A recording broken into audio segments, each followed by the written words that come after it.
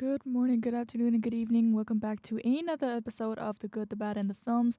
And today we have something a little different. So, last week I feel like I went on a rant that's like way too long about like cancel culture and this really, really insane drama that's happening right now in like Korean showbiz. That I'm like, I had fun recording it, but now that I look back, it's like, I don't know because like I really didn't talk about anything like new last week. I have been slacking on watching new films because I'm pretty busy. It's like midterms week. I was shoulders deep in like deadlines and exams and like work stuff last week, so I really did not have a lot of time. So I figured let's just do something that I've already watched this week that I know that I love, like I like so much over the last summer. And I feel like it's a really nice change from last week because I feel like it was like a lot of negativity and there's a lot of like talk about, canceling people and stuff. So let's just do something that's a lot more cheerful and just a lot more wholesome this week. Yeah, like I don't know. I think it would be fun. Yeah. Yeah, it's gonna be fun. So I so what I want to talk to you about this week is this show. It's a Japanese series called She Loves to Cook and She Loves to Eat. And it's a very long title, but if you are into like Japanese anime, manga, whatever, you would know some of the stuff are like insanely long titles to the point where I think one of my friend Ryan, he does this little mini series on his story where he uploads like four different names of manga for people to choose which one is the fake one. And when I read through all of them, I was like, there's no way there's a fake one in here. It all seems like something that exists, the titles, and it's like the ridiculous thing like I turn into a fox and my girlfriend like has another boyfriend or something. I don't know, like something like that. So it's just fun. But for this one, it's not as ridiculous as, you know, I'm not saying the other names are ridiculous, but like this one is basically what it is. So can you guess what they do in this manga? Yeah, one of them eats, then one of them cook. But it's a very, very wholesome manga slash series. So it started off as a book, as a manga, and it got adapted into a series with live action. I remember sawing like the panels back. So I saw the panels like last year, like really soon last year. I was like, oh, this looks really interesting. And during the summer, when I was working, I remember scrolling to TikTok on my break, and then I saw that they have made a live action adaptation of it. I'm like, whoa, now I have to watch it because like there's no way, and it's just really cool. And I ended up watching it whenever I'm on break at work for like literally a year ago. That's so crazy to say out loud. I cannot believe it's like almost a year ago. But it's basically for people who don't know. I mean, I would assume a lot of people wouldn't know because I feel like this is a very, very underrated series. And the story is that you have two women, right? And oh, dare I say, it's a gay story. Yup. Mm-hmm. And it's about two women who lives in the same apartment building, literally like live in the room apartment like right next to each other. And one of the main character, her name is Yuki, she loves to cook. She has this whole like social media page about like cooking and uploading the dishes that she made after she finished cooking and stuff.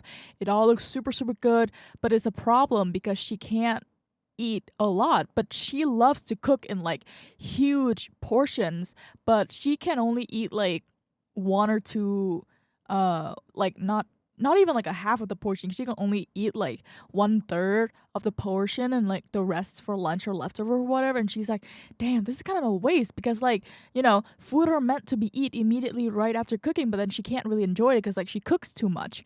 And one day she was in the elevator and she saw her neighbor who carries like I think it was like two bucket of chicken KFC chicken. They love KFC over at Japan. I didn't know that until like very recently.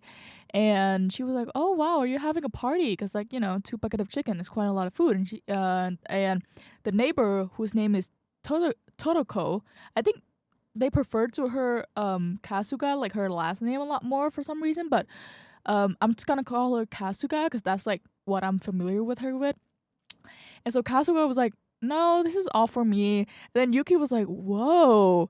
And she was just like stunned, not because like, oh my god, she can eat that much, but because like maybe this is the person that, you know, she's been missing in her life. Because if she has somebody to enjoy her cooking and stuff, that makes her feel more fulfilled, because that's what she likes to do. She likes to cook. And if she has somebody who can eat that much food, then that means that she can try and cook so many other recipes, never worry about like leftovers and stuff.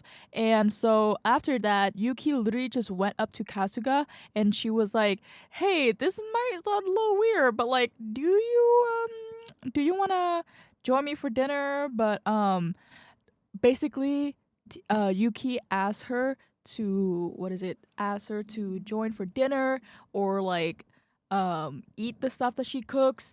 And it's just really wholesome, because it's just like two women whose life is very not like the extravagant or anything. Both of them are like office. One of them is an office. Yuki is an office worker. Kasuga is like sort of like the delivery person and stuff. And so both of them I would say like relatively normal and peaceful life, right?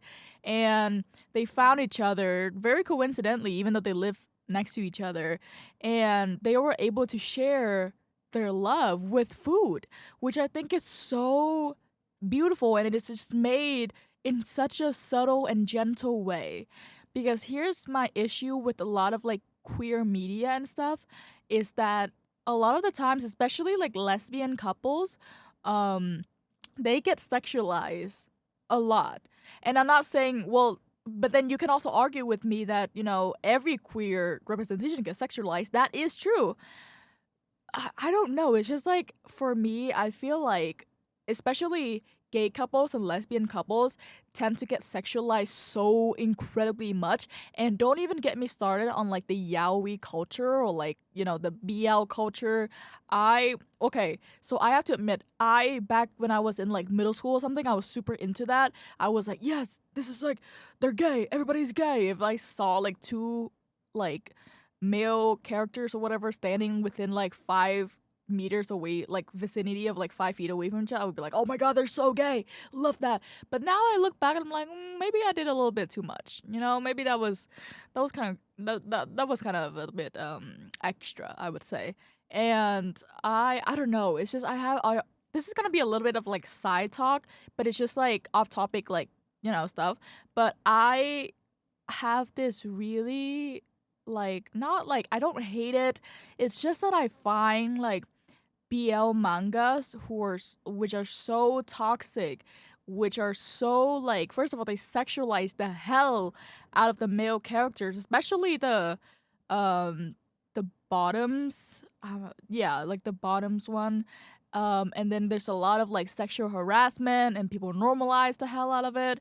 And there's also like abuse, a constant abuse, you know, and just straight up like rape. And I'm like, this is not normal. I saw so much like popular BL mangas, and most of them are just like, you know, sexual harassment stuff. And I'm like, this is what people enjoy? I mean, I don't want to like, what's that phrase? I don't want to like ruin anybody's fun, but this is kind of concerning, because there's so much BL mangas that are like this. And in a way, if you're watching it, like if you continue to watch it, you're normalizing it. And what does that tell you about, you know, the queer communities, about the gay community? Are you expecting that, you know, in real life people get abused like this? Like, I don't know, because like most of the time it's just sex. That's what it all boils down to. It's all about dominating one another. It's all about, you know, sex, and like two men being together and sex. That's my impression of BL. And some people might say that, oh, you're making an assumption, you're generalizing an entire like community. Okay, well that's fair because I haven't like read it, but like from what I can see and what like people who have read it sort of like expressed to me, that just shows me that there's not a lot of decent representation. Because tell me why most of the gay men who are quote unquote the bottoms have like tiny bodies and like really really pale skin with plump lips and like they just look like a girl. And I know, okay, nothing wrong with that, but at the same time it's like there are masculine gays out there, like you guys know that, right? So it's just kind of, I don't know, it's really nice that they have representation of like feminine represented gay people, but at the same time it's like, well, that's not all of the people who are gay, because you're just playing into the stereotype that most gay men are feminine, feminine. Sorry, my brain was not working. So it's like, it's not the best. It's really not the best representation for me. So that's why like I tend to distance myself from that a little bit. And obviously people can feel free to sort of like criticize me on my opinions and say that, no, you're wrong, this and that. But like, that's just how I see it. And obviously lesbian communities and like GL, that's what a girl love. They're also, I would say that they also do sexualize them a lot. Like for example, I noticed this one GL called Bad Thinking Diary or something like that along the line. And again, like I said, it was just straight up porn with the plot. It was just so sexual, and the women are built like how men would imagine them to. So I'm like, oh god, this is such a bad representation of lesbian people and people who identify themselves as, I don't know, like loving women and stuff like that. So I'm like, dang, that sucks. And so when I watched this, I mean, I can tell from the manga it's gonna be really wholesome and there's nothing like super like crazy about it. So I was very happy when I saw the series that it was just pure fluff. When I tell you from like it's like 2 series, I think around like 18 episodes per season, and each episode is like 20 minutes long.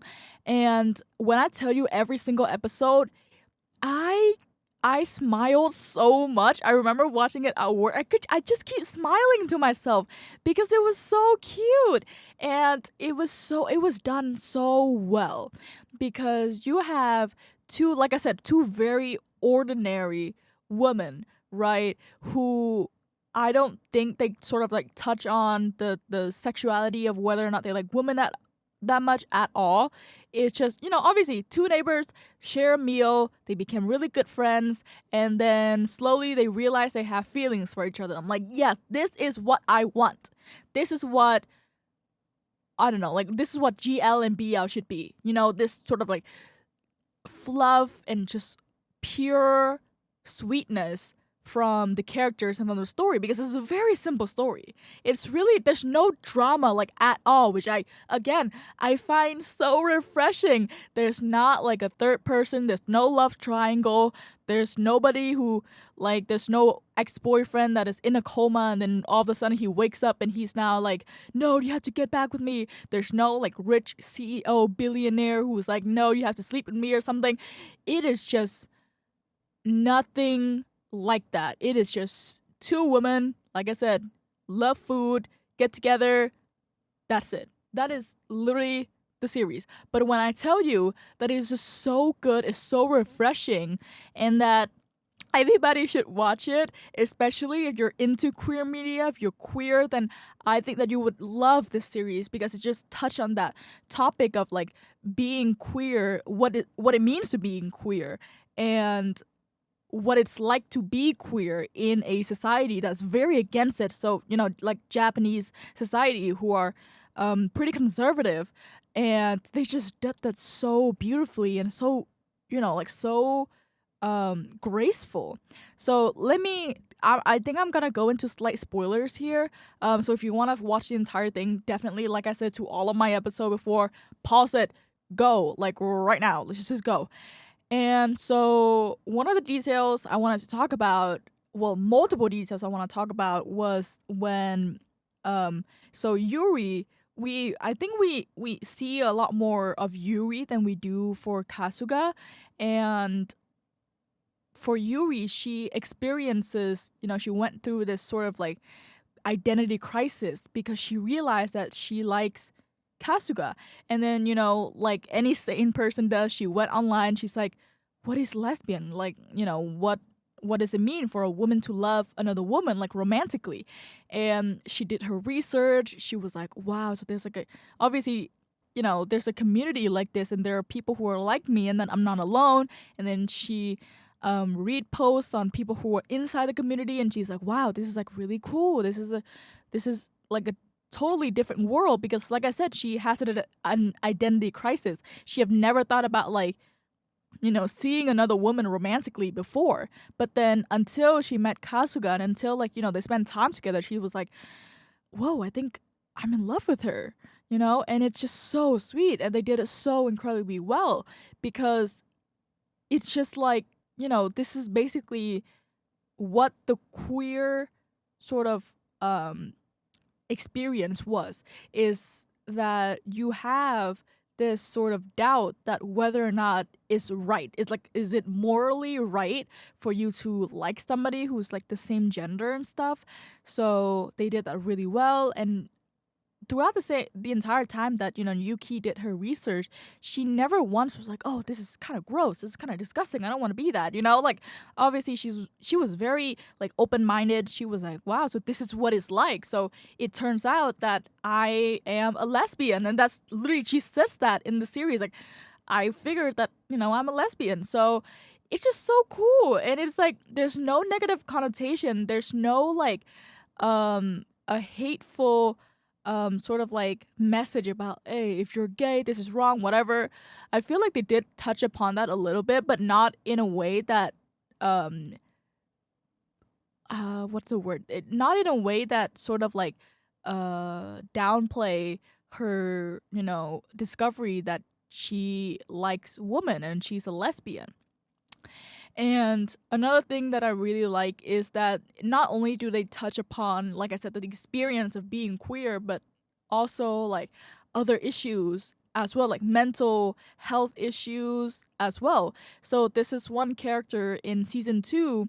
I forgot what her name is, but basically she's a neighbor that moved in next to Kasuga and Yuki, so like a third neighbor in the same building, apartment, and it was never like said out loud, but it was implied that she has an eating disorder.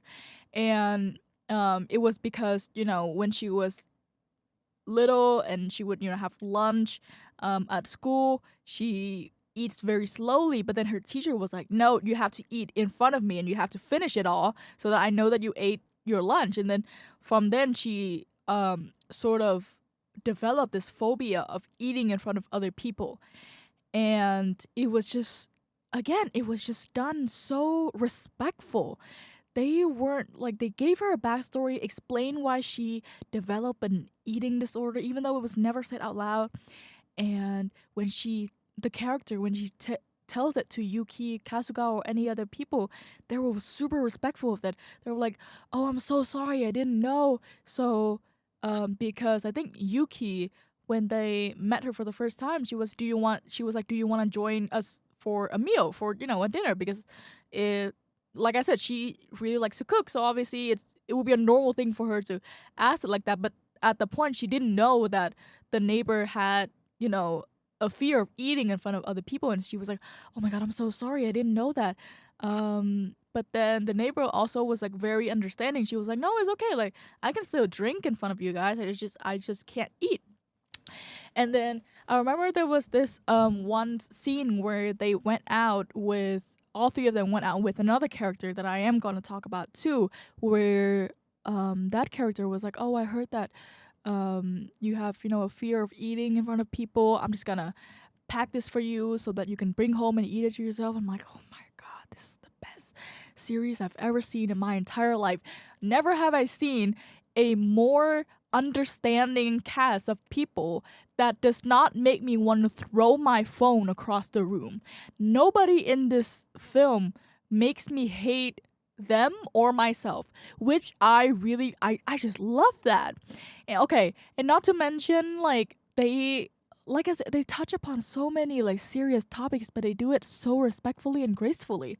So, the implication of eating disorder, which, they were so respectful of, and then, the discovery of being a lesbian, again, super respectful, because they show the character doing research and like sort of like accepting. She was very accepting at the fact that she was a lesbian. She weren't like, no, I don't want to be a lesbian. This is so, like she was like very, very understanding, and she accepts that.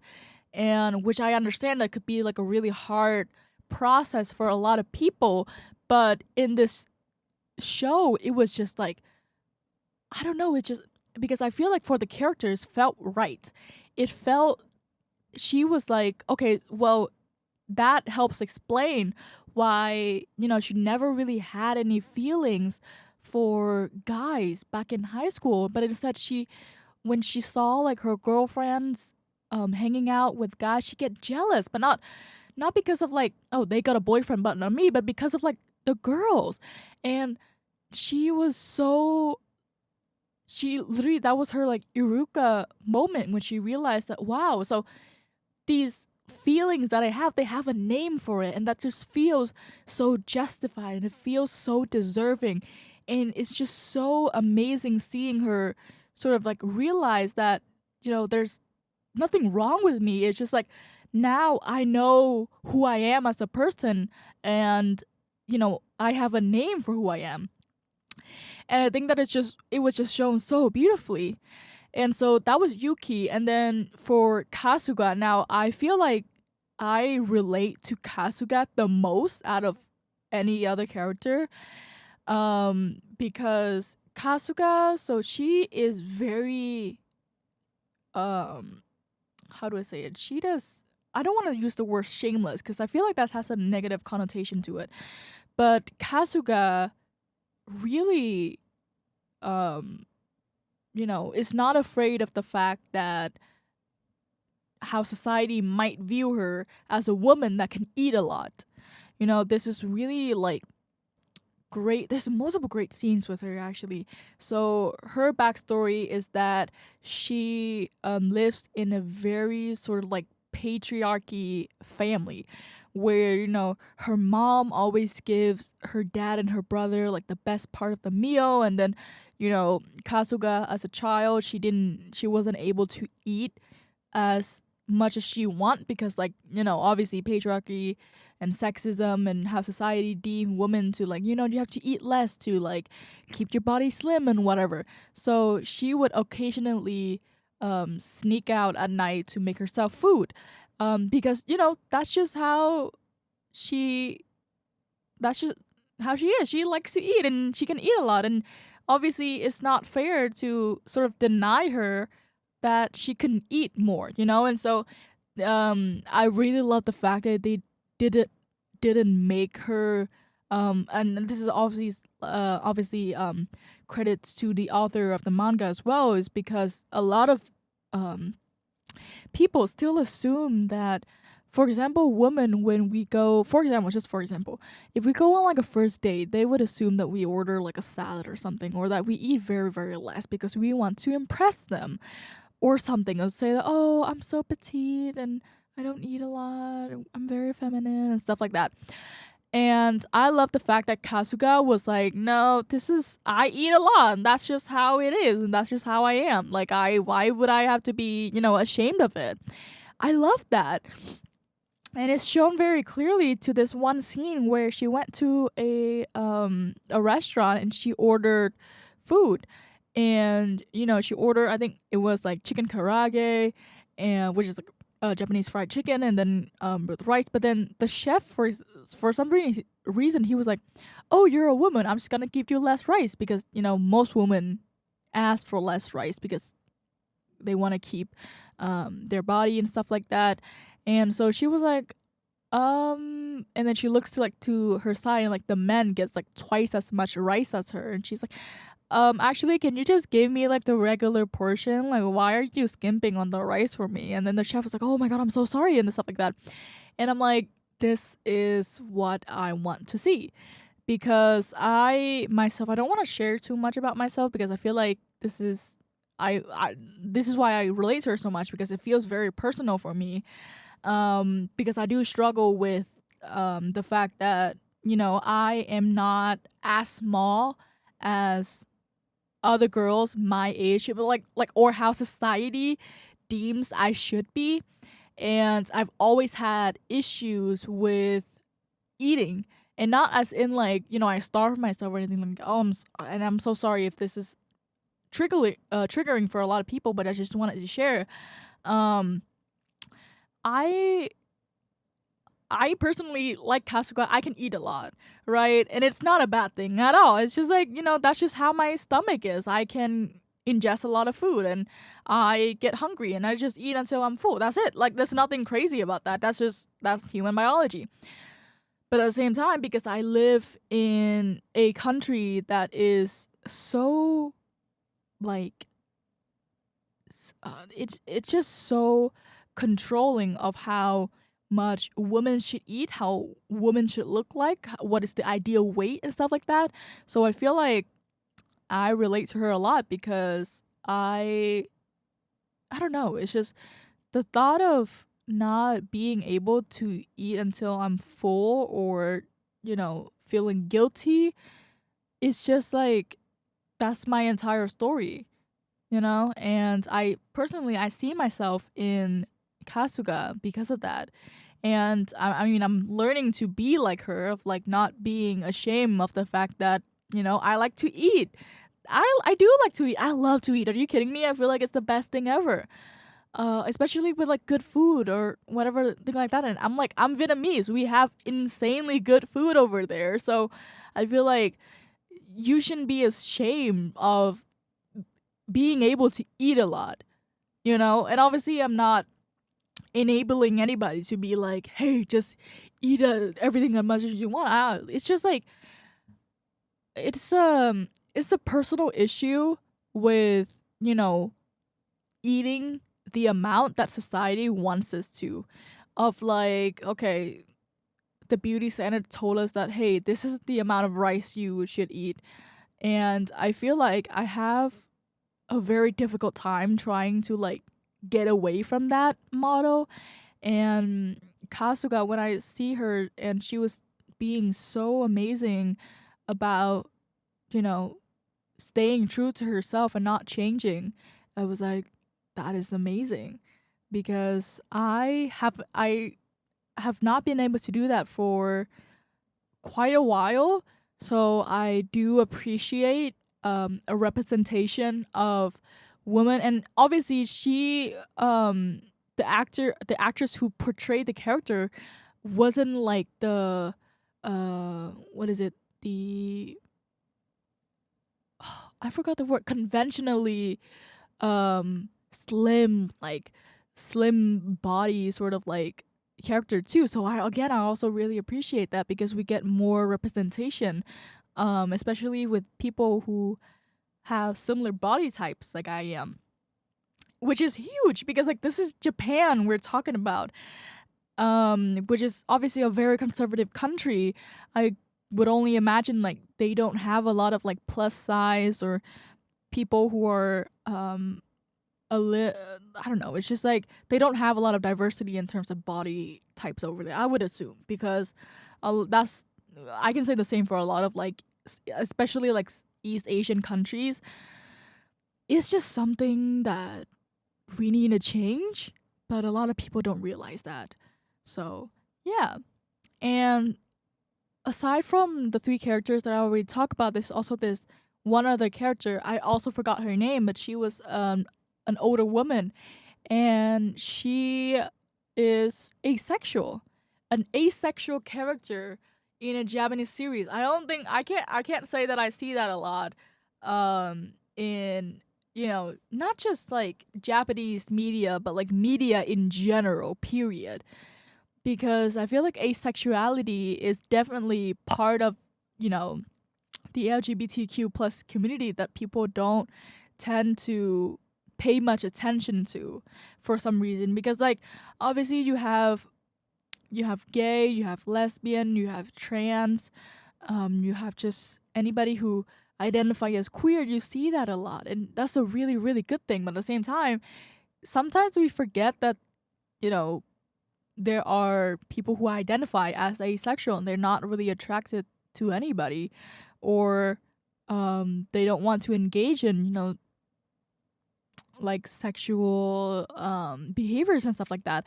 And so I was so surprised to see a character with asexual representation because we have been lacking that in mainstream media. So I literally, this series was honestly so perfect for me. Everything about it, like the writing, the characters, and the fact that everybody was so respectful of the story and the characters and their arcs and stuff that they've been going through is just so human. That's the word. It is just so human. There's nothing, like I said, there's no drama. There's nothing about that. It's just pure love. That's what it is. Um, I just, it was just so, yeah. I would say that this was probably like one of my favorite series that I've watched like lately, and you know that I'm very picky with my shows, but this was just so great. And each episode, and plus a bonus is that each episode you get to learn a new recipe, because it's also like uh no, obviously the series is revolve around food, which is also like a topic we don't see often, other than like very stressful like cooking films like The Menu or like The Bear or whatever. But this was just like wholesome. It felt like um those like YouTube videos or like YouTubers who does like super super chill cooking videos, and or like played up my lunch with me or whatever. It's just like it just feels like that, but in a more like elaborate way, because like I saw some of the part where they were cooking and make food, and I was like, yeah, I think I'm gonna make that tomorrow. It just looks so good. And yeah, I also feel like this was not like a high budget film series, and obviously there's nothing wrong with that. It's just that I feel that it was very effective because most of the time we spend time in either Kazuga's or Yuki's apartment, which are very cute apartment, by the way. Like their studios are really really cute, and but they just make use of it so much because the characters and their interaction and their relationship just makes up for anything else. And I feel like that's what we need more. And obviously like I appreciate, the A24 colors, I appreciate insane cinematography, I appreciate creative shootings and effects and stuff like that. But at the same time, like sometimes it's really nice to just watch something that is so simple, straight to the point, and no drama. Like I said, it is so refreshing because you really can't find that anywhere. And that is, I feel like that would be the case for a lot of Japanese movies actually, because there was this one phase where I go through, those like quote unquote film reviews on TikTok or on like Facebook. It's not really reviews at all. It's just like somebody clipping a bunch of clips together in a film and like put in like a sad music, subtitles and stuff like that, and you can watch an entire film in like 5 minutes. Um I know that as somebody who's like very enthusiastic about film, I should not sort of encourage that because just like, well, it sort of defeats the purpose of watching a film. But then again, like it's fine. It's just like entertainment, whatever. Um, Obviously, if you have the chance, just watch the full movie. Don't watch like the shortened version of it. You won't get this feeling. But oh my god, I remember this one time. It was like really late at night. I was scrolling TikTok and I watched this one film. I think it was this Japanese film where the daughter basically she lost her father, and she has somebody was following her, and she pretends to call him on her phone, and then the guy was like, "Are you talking to your dad?" And then she's like, "Yeah, here, like talk to my dad," even though she knows that he's not gonna be on the other line. But then when she gives the phone to the other person, he immediately was like, "Oh my god, I'm so sorry," and then gives her back. And I'm like, and she was like, "What just happened?" And then from then on, she realized that everybody else can talk to her dad on her phone, but herself. And the reason for that was, and oh my god, I cannot believe they can write such poetry. The reason for that was her dad, obviously he's in a better place, but he can still talk to, other people, but he can only talk to everybody once. So that's why he has not been talking to her, because, he wants to save it so that he can talk to her one last time the day before she married. And I remember I was just like crying. I was crying so bad at that, even though it was just like 5 minutes out of like what I assumed to be like an hour 30-minute film. And I was like, Japanese cinema is so effective in making stories out of just people being people, and how human it is for them to write stories that are so simple, but they are so touching and they're so effective, because they know the majority of the people who are watching, films that they made have gone through or know somebody who have gone through something like that. I feel like Japanese cinema, they don't really share their films much with the rest of the world, because most of their films that I've seen on like the film reviews I've never heard of. So which, I feel like obviously that's like their choice or whatever, but they're just so good at writing just very human stories. And like I said, there's no drama, there's nothing intense, there's nothing that makes you want to like turn off the computer and go for a walk because it makes you so mad. It's just so beautiful, because these characters are not just characters. It feels like they are somebody who you might see outside, like on the train or when walking or whatever. You know what I mean? It's just so down to earth, and it just feels so close to you, which is also why like She Loves to Cook and She Loves to Eat resonated so much with me, and I liked it so much, was the fact that I like to cook and I like to eat, and I relate to a lot of the characters because of queerness, because of, how they're breaking stereotypes of, women not wanting to fit into their mode of like being slim or eating less or whatever. And this is also this one really great scene with Yuki when she brought her lunchbox to work, and everybody was like, "Wow, that looks so good. You're such a good cook." And then somebody was like, "Oh, you're gonna be such a great mom after." And at first, obviously, it just seems like an innocent sort of compliment, right? But then Yuki afterward, she was talking to someone, and she was like, "I don't like that compliment, because why do people assume that because a woman is good at cooking, they're automatically are going to be a good mom? Like, that doesn't make sense to me." And when I heard that, I felt my frontal lobe developing. I genuinely felt like gears were turning in my head and something just clicked. Because obviously, the patriarch has deemed women as from, I don't know, like from the dawn of humanity, human deem women to be the one that are going to take care of the house, do the cooking, cleaning, taking care of the kids, like all of those stuff, like all of the domesticated stuff. And so cooking from that has become a this sort of symbol for domestication.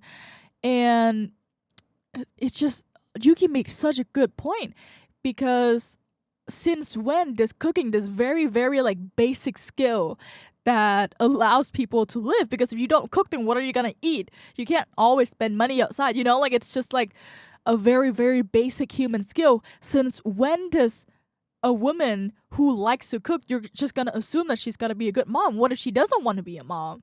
And that's exactly what she said. I don't want to, maybe I don't want kids. Why did you think that because I like to cook, I want to have kids?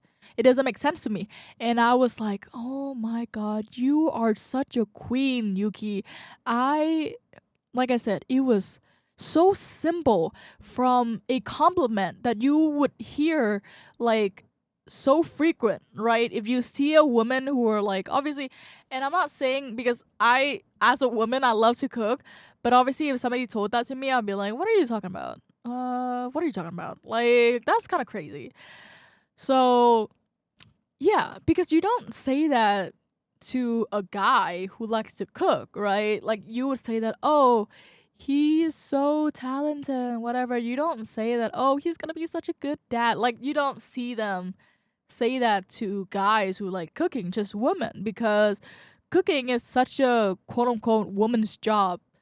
And society have always, implement that idea from us since the very beginning.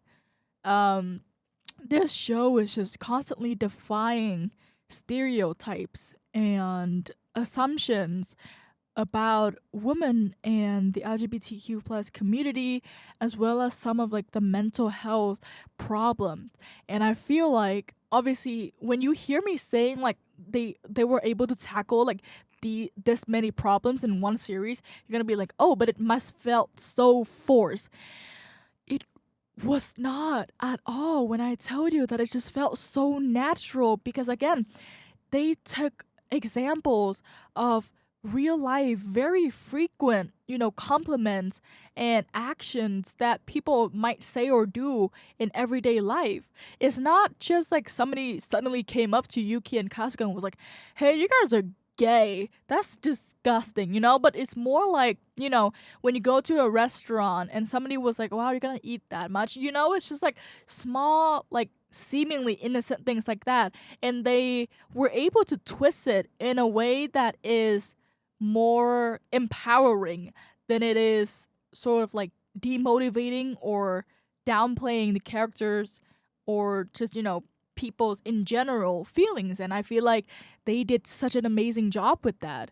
I have not watched a show that was able to tackle this much series in a way that is not forced, in a way that is so respectful and so graceful, with very unproblematic characters, with very unproblematic stories.